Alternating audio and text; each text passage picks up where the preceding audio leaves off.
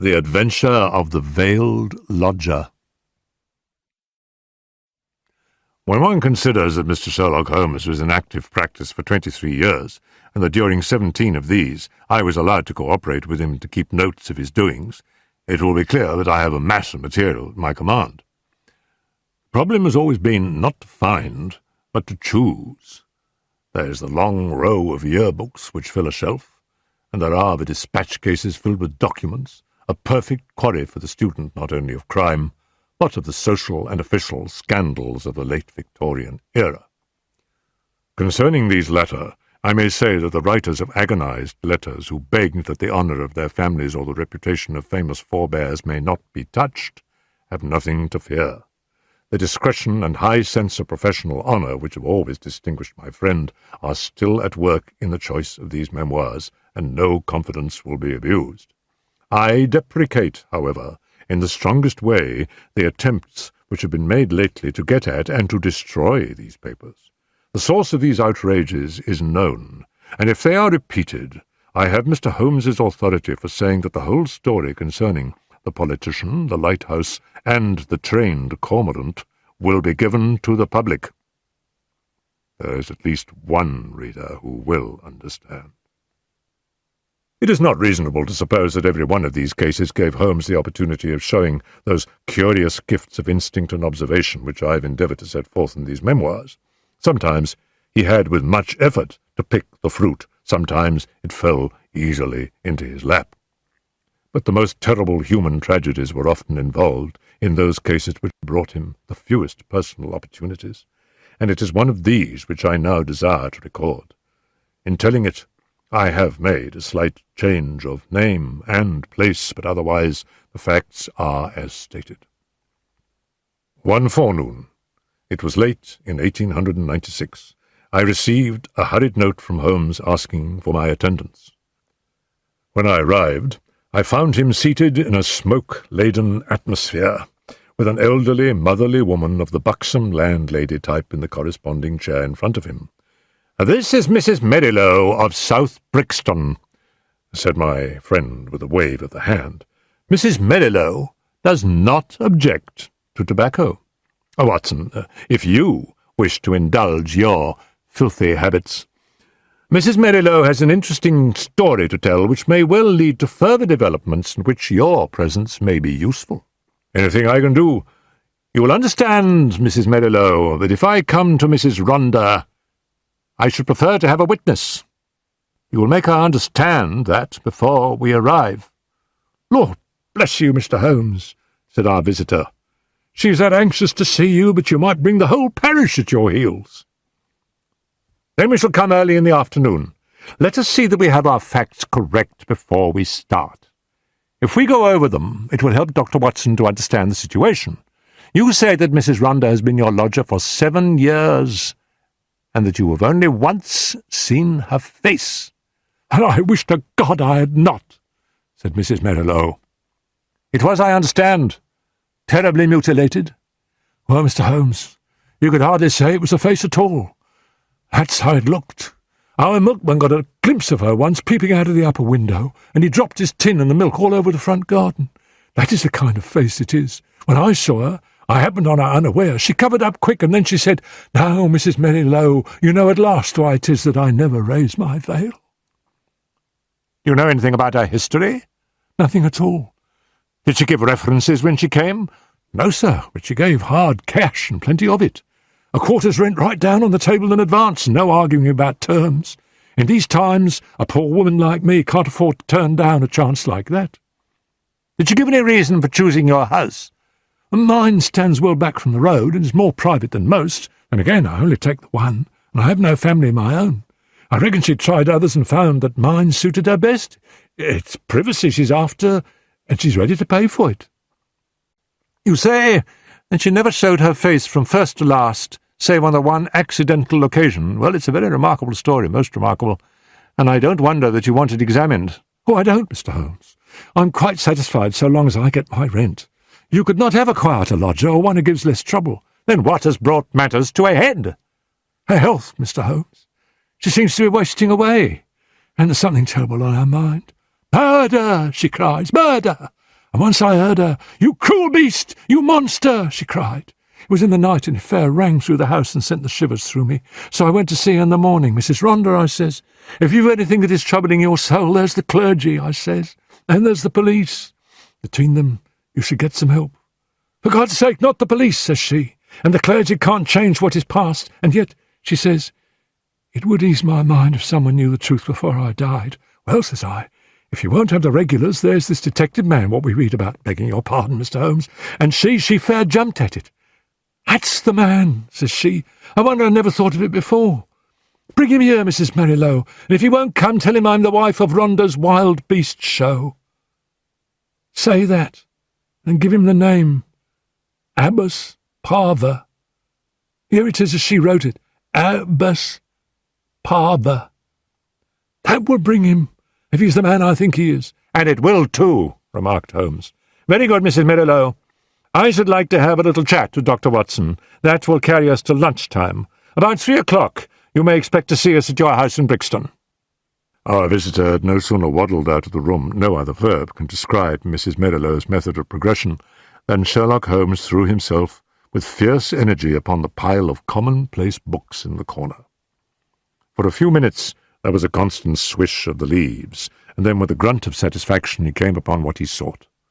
So excited was he that he did not rise, but sat upon the floor like some strange Buddha with crossed legs, the huge books all round him and one open upon his knees.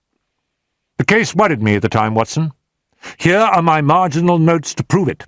I confess that I could make nothing of it, and yet I was convinced the coroner was wrong. Have you no recollection of the Abbas Parver tragedy?" "None, Holmes." "And yet you were with me then?"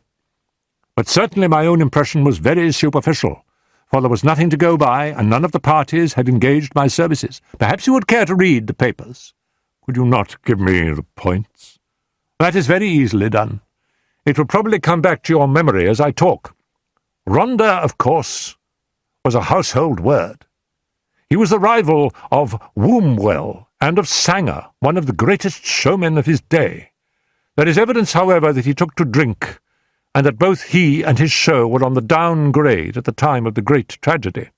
The caravan had halted for the night at Abbas Parver, which is a small village in Berkshire, when this horror occurred.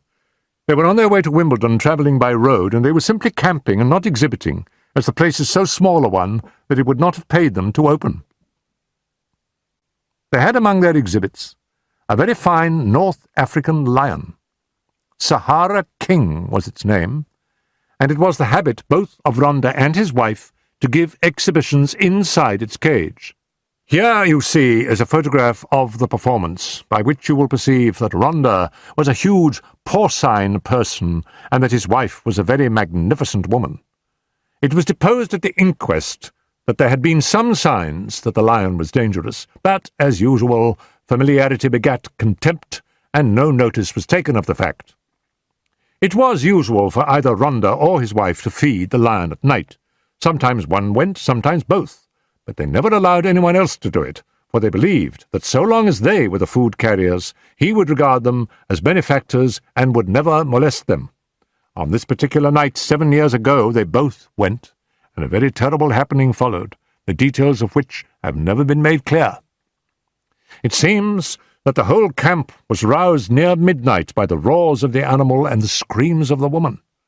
The different grooms and employees rushed from their tents carrying lanterns, and by their light an awful sight was revealed. Rhonda lay with the back of his head crushed in and deep claw marks across his scalp, some 10 yards from the cage, which was open. Close to the door of the cage lay Mrs. Rhonda upon her back, with the creature squatting and snarling above her. It had torn her face in such a fashion that it was never thought that she could live. Several of the circus men, headed by Leonardo the strong man and Griggs the clown, drove the creature off with poles, upon which it sprang back into the cage and was at once locked in. How it had got loose was a mystery. It was conjectured that the pair intended to enter the cage, but that when the door was loosed, the creature bounded out upon them. There was no other point of interest in the evidence, save that the woman, in a delirium of agony, kept screaming, "Coward! Coward!" as she was carried back to the van in which they lived. It was 6 months before she was fit to give evidence, but the inquest was duly held, with the obvious verdict of death from misadventure. What alternative could be conceived? Said I. You may well say so. And yet there were 1 or 2 points which worried young Edmonds of the Berkshire Constabulary, a smart lad, that. He was sent later to Allahabad. That's how I came into the matter, for he dropped in and smoked a pipe or two over it. Ah, a thin, yellow-haired man. Exactly. I was sure you would pick up the trail presently. But what worried him? Well, we were both worried. It was so deucedly difficult to reconstruct the affair. Look at it from the lion's point of view. He is liberated. What does he do? He takes 6 bounds forward, which brings him to Rhonda. Rhonda turns to fly. The claw marks were on the back of his head, but the lion strikes him down. Then, instead of bounding on and escaping, he returns to the woman who was close to the cage, and he knocks her over and chews her face up. Then again, those cries of hers would seem to imply that her husband had in some way failed her. What could the poor devil have done to help her? You see the difficulty? Oh, quite. And then there was another thing. It comes back to me, now as I think it over. There was some evidence that just at the time the lion roared and the woman screamed, a man began shouting in terror. Oh, this man Rhonda, no doubt. Well, if his skull was smashed in, you would hardly expect to hear from him again. There are at least 2 witnesses who spoke of the cries of a man being mingled with those of a woman. I should think the whole camp was crying out by then. As to the other points, I think I could suggest a solution. I should be glad to consider it. 2 were together, 10 yards from the cage, when the lion got loose. The man turned and was struck down. The woman conceived the idea of getting into the cage and shutting the door. It was her only refuge. She made for it, and just as she reached it, the beast bounded after her and knocked her over. She was angry with her husband for having encouraged the beast's rage by turning. If they had faced it, they might have cowed it. Hence her cries of, "Coward! Brilliant, Watson! Only 1 flaw in your diamond." What is the flaw, Holmes? If they were both 10 paces from the cage, how came the beast to get loose? Oh, is it possible that they had some enemy who loosed it? And why should it attack them savagely when it was in the habit of playing with them and doing tricks with them inside the cage? Possibly the same enemy had done something to enrage it. Holmes looked thoughtful and remained in silence for some moments. Well, Watson, there is this to be said for your theory. Rhonda was a man of many enemies. Edmonds told me that in his cups he was horrible, a huge bully of a man. He cursed and slashed at everyone who came in his way. I expect those cries about a monster of which our visitor has spoken were nocturnal reminiscences of the dear departed. However, our speculations are futile until we have all the facts. There's a cold partridge on the sideboard, Watson, and a bottle of Montrachet. Let us renew our energies before we make a fresh call upon them. When our hansom deposited us at the house of Mrs. Merrilow, we found the plump lady blocking up the open door of her humble but retired abode. It was very clear that her chief preoccupation was lest she should lose a valuable lodger, and she implored us, before showing us up, to say and do nothing which could lead to so undesirable an end. Then, having reassured her, we followed her up the straight, badly carpeted staircase and were shown into the room of the mysterious lodger. It was a close, musty, ill-ventilated place, as might be expected, since its inmates seldom left it. From keeping beasts in a cage, the woman seemed, by some retribution of fate, to have become herself a beast in a cage. She sat now in a broken armchair in the shadowy corner of the room. Long years of inaction had coarsened the lines of her figure, but at some period it must have been beautiful, and was still full and voluptuous. A thick, dark veil covered her face, but it was cut off close at her upper lip, and disclosed a perfectly shaped mouth and a delicately rounded chin. I could well conceive that she had indeed been a very remarkable woman. Her voice, too, was well modulated and pleasing. "My name is not unfamiliar to you, Mr. Holmes," said she. "I thought that it would bring you." "That is so, madam, though I do not know how you are aware that I was interested in your case." "I learned it when I had recovered my health and was examined by Mr. Edmonds, the county detective. I fear I lied to him. Perhaps it would have been wiser had I told the truth."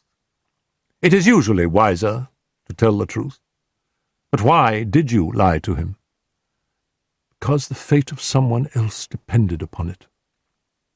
I know that he was a very worthless being, and yet I would not have his destruction upon my conscience. We had been so close, so close." "But has this impediment been removed?" "Yes, sir. The person that I allude to is dead." "Then why should you not now tell the police anything you know?" "Because there is another person to be considered.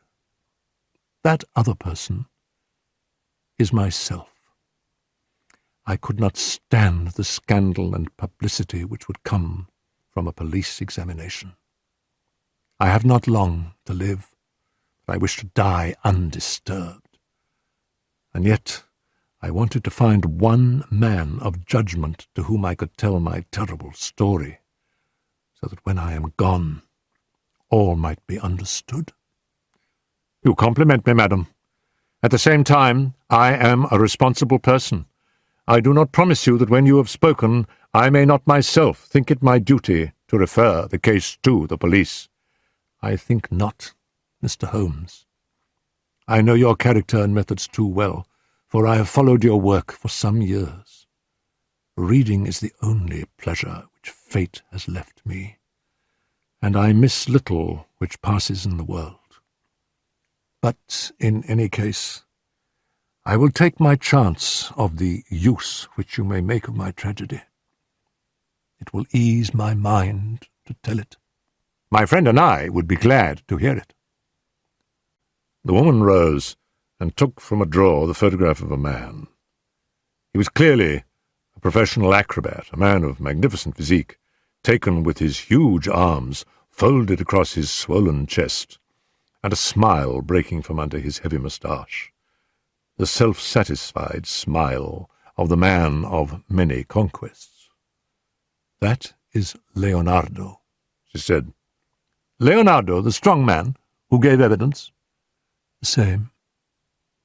And this is my husband." It was a dreadful face. A human pig, or rather a human wild boar, for it was formidable in its bestiality. One could imagine that vile mouth champing and foaming in its rage, and one could conceive those small vicious eyes darting pure malignancy as they looked forth upon the world. Ruffian, bully, beast, it was all written on that heavy-jowled face. Those two pictures will help you, gentlemen, to understand the story.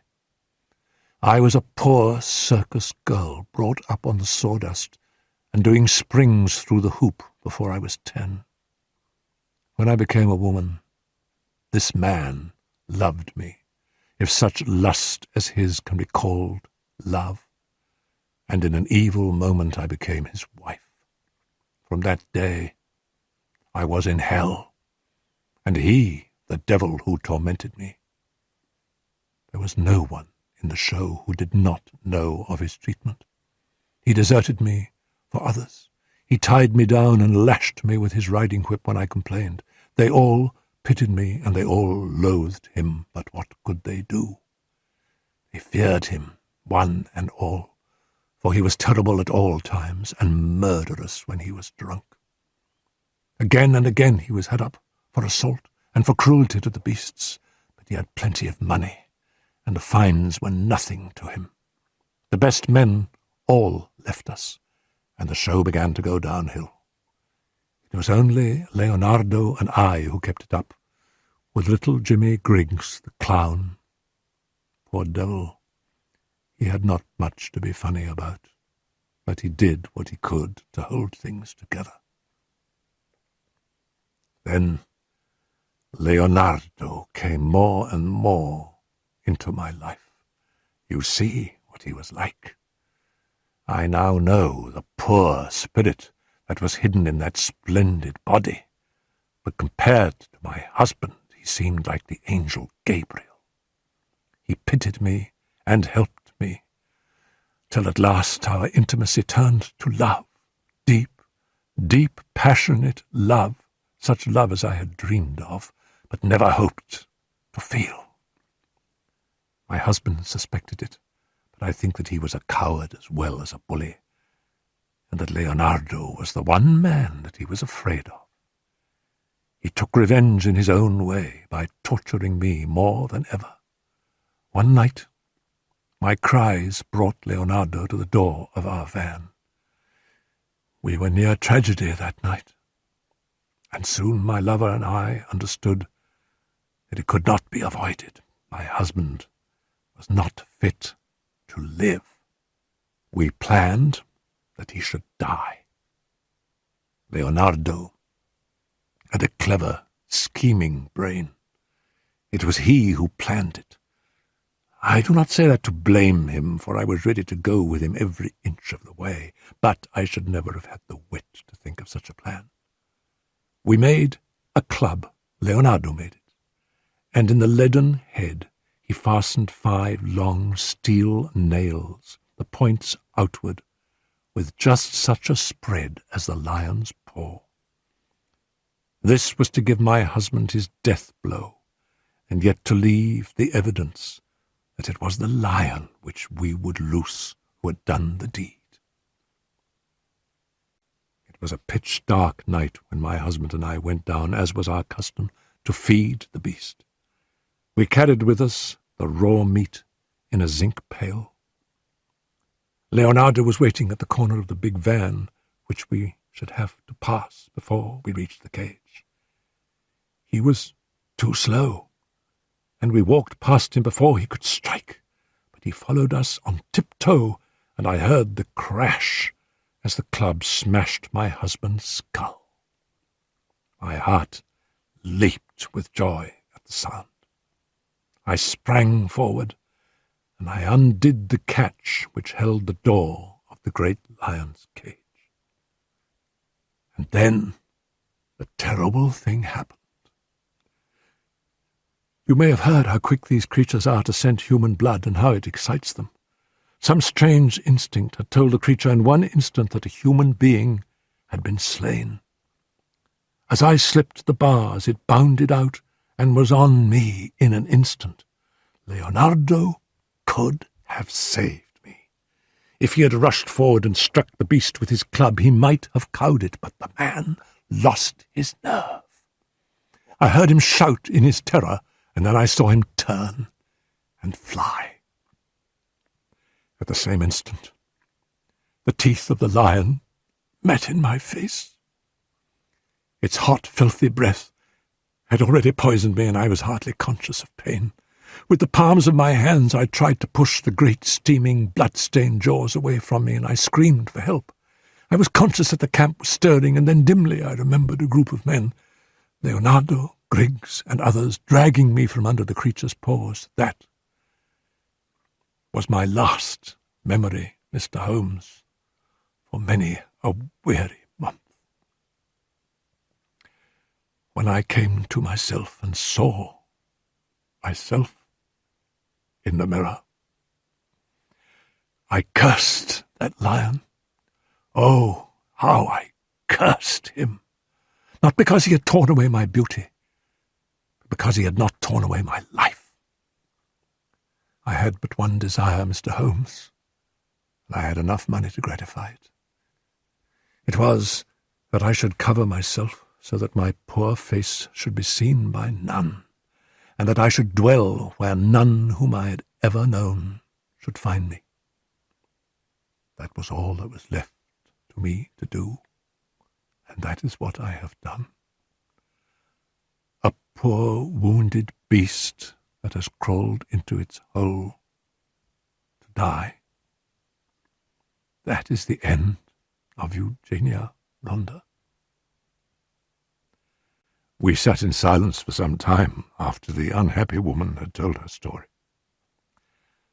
Then Holmes stretched out his long arm and patted her hand, with such a show of sympathy as I had seldom known him to exhibit.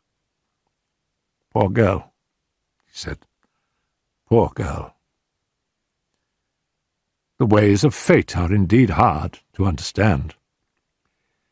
If there is not some compensation hereafter, then the world is a cruel jest. But what of this man, Leonardo? I never saw him or heard from him again. Perhaps I have been wrong to feel so bitterly against him.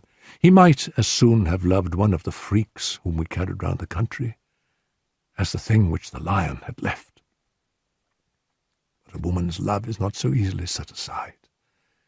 He had left me under the beast's claws, he had deserted me in my need, and yet I could not bring myself to give him to the gallows. For myself, I cared nothing what became of me. What could be more dreadful than my actual life?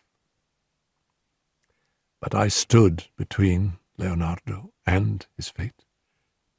And he is dead. He was drowned last month when bathing near Margate. I saw his death in the paper. And what did he do with this 5-clawed club, which is the most singular and ingenious part of all your story? I cannot tell, Mr. Holmes. There is a chalk pit by the camp, with a deep green pool at the base of it. Perhaps in the depths of that pool— Well, it is of little consequence now. The case is closed. Yes, said the woman, the case is closed. We had risen to go, but there was something in the woman's voice which arrested Holmes's attention. He turned swiftly upon her. Your life is not your own, he said. Keep your hands off it. What use is it to anyone? How can you tell? The example of patient suffering is in itself the most precious of all lessons to an impatient world. The woman's answer was a terrible one. She raised her veil and stepped forward into the light. I wonder if you would bear it, she said. It was horrible. No words can describe the framework of a face when the face itself is gone. 2 living and beautiful brown eyes looked sadly out from that grisly ruin. Did but make the view more awful. Holmes held up his hand in a gesture of pity and protest, and together we left the room. 2 days later, when I called upon my friend, he pointed with some pride to a small blue bottle upon his mantelpiece. I picked it up. There was a red poison label. A pleasant, almondy odour rose when I opened it. Prussic acid, said I. Exactly. It came by post. I send you my temptation. I will follow your advice. That was the message.